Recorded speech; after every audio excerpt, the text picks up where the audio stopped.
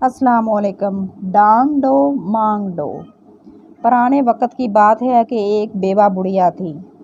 آگے پیچھے کوئی نہیں تھا، بس بالکل ہی اکیلی تھی۔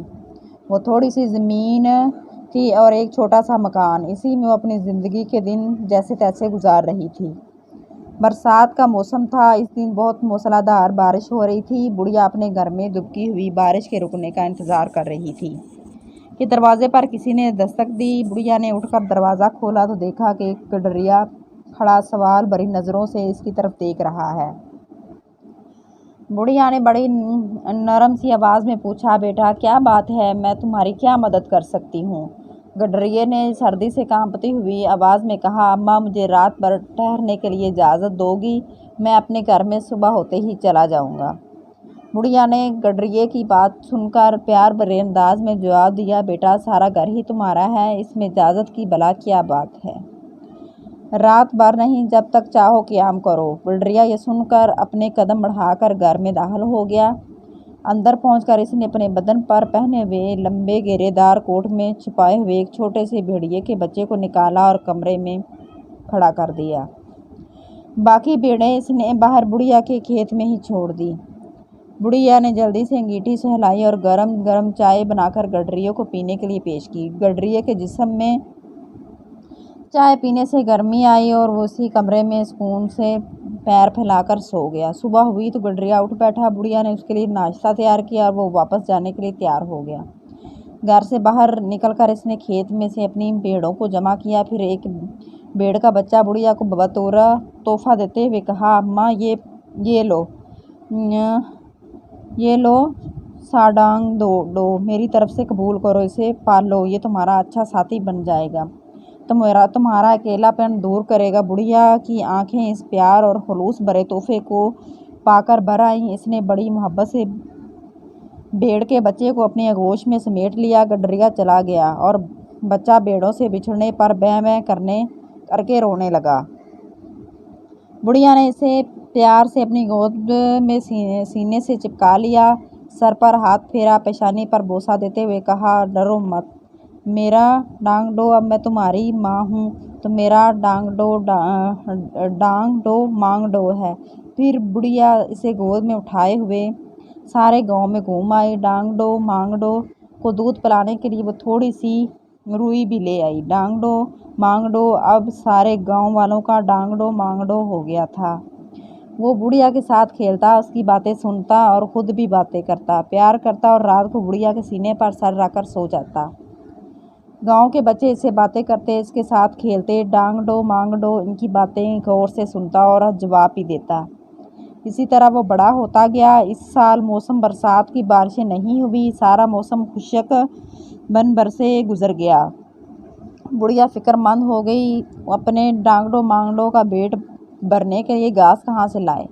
گاؤں کے سب لوگ اپنے اپنے جانور مویشی لے کر پہاڑ پر چلے گئے۔ بڑھیا سوچتی رہ گئی کہ میں ڈانگ ڈو مانگ ڈو کو لے کر پہاڑ پر کیسے چڑھوں؟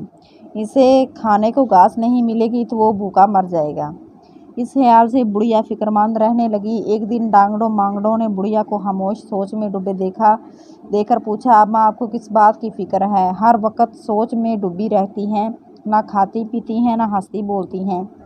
بڑھیا نے کہا، بیٹا گاؤں کے سب لوگ اپنے جانوروں اور مویشیوں کو لے کر پہاڑ پر چلے گئے ہیں، میں تجھے کیسے لے کر جاؤں؟ میں خود تو چڑھ نہیں سکتی، کہیں تو بھوک سے مر ہی نہ جائے، بس یہی فکر مجھے پریشان رکھتی ہے۔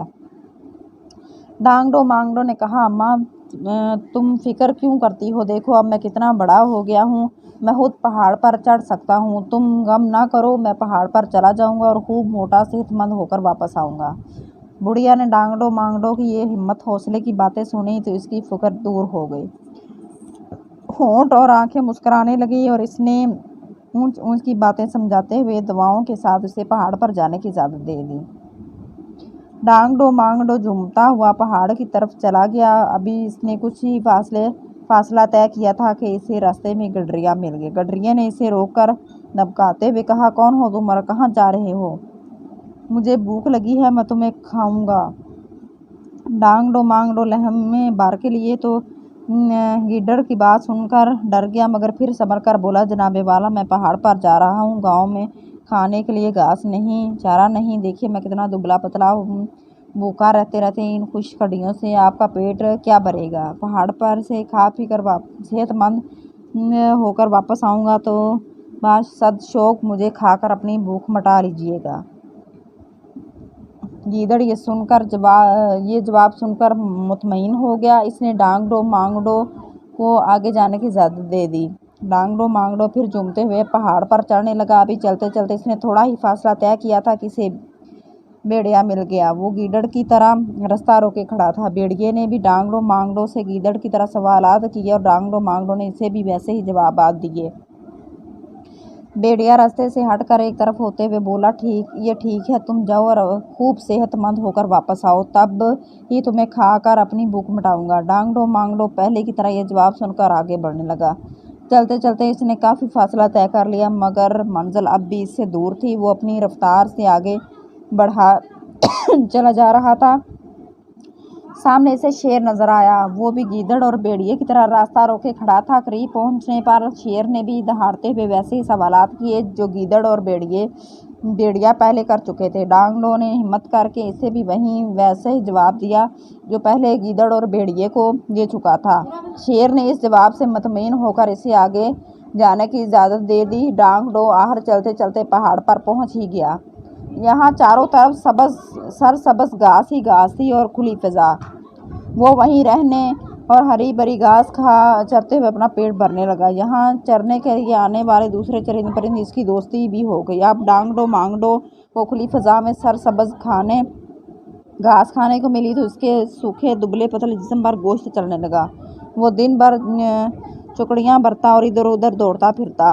ڈانگڈو کی دوستی اب بکریوں، ہرن اور نیل گائے کے بچوں سے بھی ہو گئی۔ پہاڑ پر رہتے کھاتے پیتے اسے کافی دن ہو گئے۔ اب اسے اپنی بڑھیا ماں کی یاد آنے لگی۔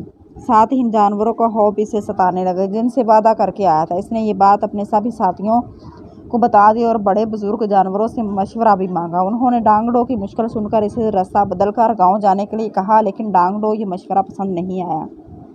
وہ ان جانوروں سے کیا ہوا اپنا وعدہ بھی توڑنا نہیں چاہتا تھا۔ اسے وعدے کی اہمیت کا پورا احساس تھا اور ظالم جانوروں میں سے کسی بھی جانور کی خوراک بننا بھی اسے پسند نہ تھا۔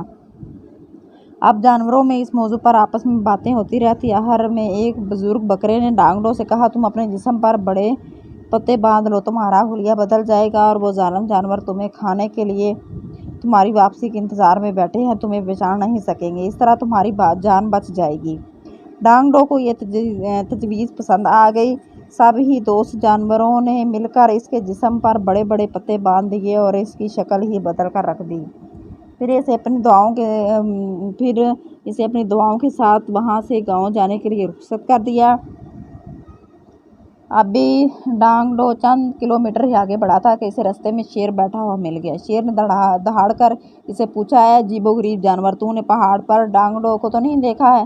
وہ بچا اور صحت مند ہو گیا ہوگا تو اب تو وہ انہی دنوں واپس آنے والا تھا، بس اس کے انتظار میں یہاں بیٹھا ہوا ہوں۔ ڈانگڈو نے فوراً ہی آواز بدل کر کہا، میں کیا جانوں ڈانگڈو کون ہے، تو جانے اور جانے ڈانگڈو، اور وہاں سے آگے بڑھ گیا۔ کچھ فاصلہ طے کرنے پر اسے بھیڑیا مل گیا۔ بھیڑیے نے بھی اسے دیکھ کر ڈانگڈو کے متعلق دریافت کیا اور ڈانگڈو نے بھی اسے وہی جواب دیا جو شیر کو دیا تھا۔ بھیڑیا یہ سن کر پھر وہیں انتظار میں بیٹھ گیا اور ڈانگڈو گاؤں کی طرف قدم بڑھانے لگا۔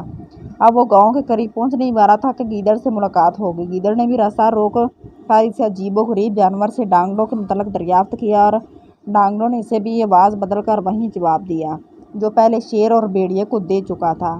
اب ڈانگڈو اپنے گھر پہنچ گیا۔ اس نے دیکھا کہ بوڑھی ماں راستے کی طرف نظریں جمائے بیٹھی اس کے واپس آنے کا انتظار کر رہی ہے۔